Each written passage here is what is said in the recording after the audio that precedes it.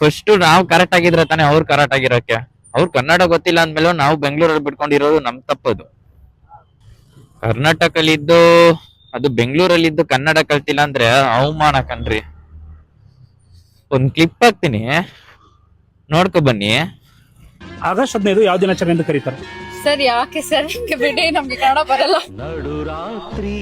August 15 ಯಾವ ದಿನಾಚರಣೆ ಎಂದು ಕರೀತಾರೆ? ಆಗಸ್ಟ್ 15 ಯಾವ ದಿನಾಚರಣೆ ಎಂದು ಕರೀತಾರೆ? ಆಗಸ್ಟ್ 15 ಯಾವ ದಿನಾಚರಣೆ ಎಂದು ಕರೀತಾರೆ? ಆಗಸ್ಟ್ 15 ಯಾವ ದಿನಾಚರಣೆ ಎಂದು ಕರೀತಾರೆ?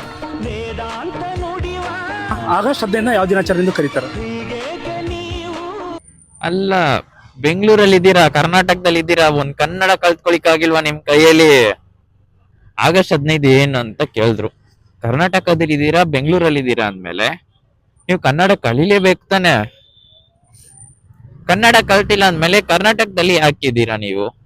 ಈ ಕನ್ನಡ ಗೊತ್ತಿಲ್ದಿರ ಇರೋರ್ನೆಲ್ಲ ನಾವು ಬೆಂಗಳೂರೊಳಗ್ ಬಿಟ್ಕೊಂಡಿದೀವಲ್ಲ,